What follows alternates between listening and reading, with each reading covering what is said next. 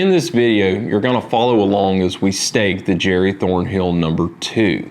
But right now we're going to talk about how we got to that point. One of our competitors, just a couple miles away, completed a well in the James Line Formation, and the results were released to the State Oil and Gas Board about a month or two ago. Those results were analyzed with the acreage that he held and the acreage that we currently hold. After analyzing that information, we have determined that in East Morgantown Field, a field that we have a big acreage position in, that we hold a section of the James Line that is structurally high with better porosity and permeability than a well that was just completed. And after analyzing the results of previous production and his, that's why we were able to stake the Jerry Thornhill number 2. Now, this well was already within our acreage. We knew the probability of having very successful wells from that current formation in the field, but being able to re-enter an existing well, not having to drill it and complete it, well, that was kind of even a surprise to us. So stay tuned as we're staking this well, and we'll show you the reason why the Jerry Thornhill number 2 is a fantastic well to own a position in, not only because of its immediate benefits, but its long-term offsets as we continue to develop East Morgantown Field. We just got into Columbia, Mississippi, and Justin picked us up, and we're headed out to the Jerry Thornhill number 2 well to stake, where we'll start performing the work. So this is Pearl River is right out in front of us. Right, a couple hundred yards from here. Okay, and we're in East Morgantown Field, so come with us as we stake it. I have not been here to this well before, so Mr. Justin's going to lead the way today. Good.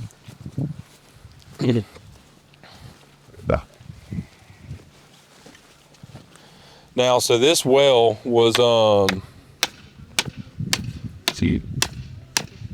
this well was plugged and abandoned right here, and was producing from the Austin Formation, right?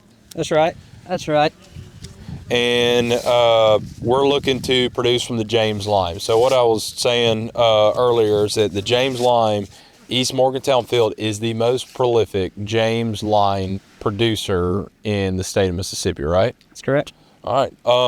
Now, what work needs to be done on this well, and kind of, give them a rundown to some of the other wells that we have in the James Line, wells that we have in this field, and why are we going back in a plug and abandon well? Okay.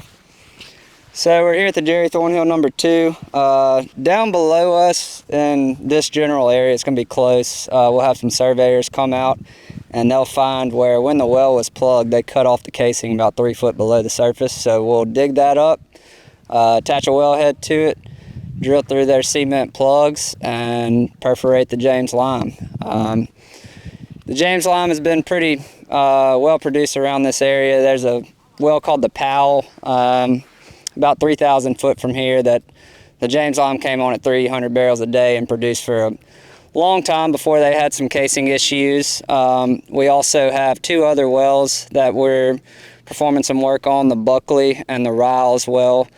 They were very good producers in the James Line. One of them, we are about to shoot another James Line sand as soon as the rig comes available. And then a little further north from here, there's a 3rd well that they reperforated about a month or 2 ago, and it came on at 50 barrels a day. So we're expecting anywhere from 50 to 300 is what it's tested around this area at. Even though the well did 50 barrels a day, what I was saying is that it was 50 barrels of oil per day, free flowing from Right. 15,200 foot, Right. And it was on a 864 choke, so a little small hole, and holding a back pressure of 425 psi. That's right. So that's free flow. That was just now, the initial test. The 1313 kind of had a similar test that in Bolton Field that we did, right? That's right. So explain kind of how you go from 50 barrels a day to the results that we had on the 1313. So like Nash said, they're just free flow in the well at 50 barrels a day. It's getting no assist in bringing the oil up the hole. So what we plan to do here is put it on artificial lift, whether that be rods or gas lift. We'll swab test the well once the workover is complete to decide how we're going to pump it. But Nash mentioned the Gaddis Farms 1313. Same situation, came on flowing at about 50 barrels a day.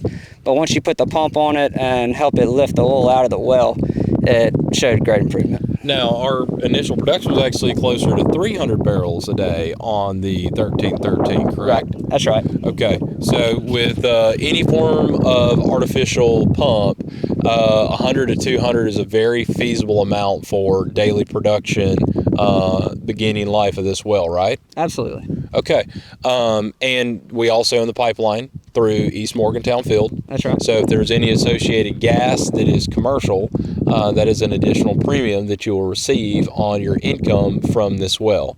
Now, this well was plugged and abandoned by the state Mississippi Oil and Gas Board. And it is my understanding that when the state actually does a plug and abandon, that they do it with quality work. So you've got 3 different sections of cement. The well bore should be free and clear. There's no tubular goods in the hole. So the reason why that's so important is you're not necessarily opening up a liability. You're not going to have a lot of mechanical issues down hole. So can you explain a little bit about how the state plugs and abandons wells, and like what is our procedure to go back in there and to get it back into production? Okay. So when a state orphans a well, it's normally because an older operator may have went out or whatever the case may be, but they do verify that the well is plugged as it should be. They don't leave junk in the hole. They do a very clean job. So I don't see us having any issue. There's going to be a surface plug for about 50 foot below the surface here, and then there'll be a plug around the freshwater and a plug around the producing zone. So shouldn't be a big job. We'll come in, bring in our drill bit, drill it out, and start producing the well. All right, Justin, thanks so much. We'll head to a couple of our other fields from here. Again, we're about to drill one in Dexter Field. We have 2 other wells in this field that we'll be recompleting and repairing one in the James line. But kind of seems like the last 6 months to a year, James Lime has kind of developed a lot through this field and a couple of the other ones. That's right. They initially drilled this field as a big Halston play. A lot of gas has been produced from the Halston sand in this area. Our Jerry Thornhill number 3 is actually a Halston sand. So I think people are starting to take notice of what the James Lime is doing in the area, and we're ready to capitalize on it. Well, that brings me to one more point. If this well is going to be as successful as we think it is, why did they not produce it?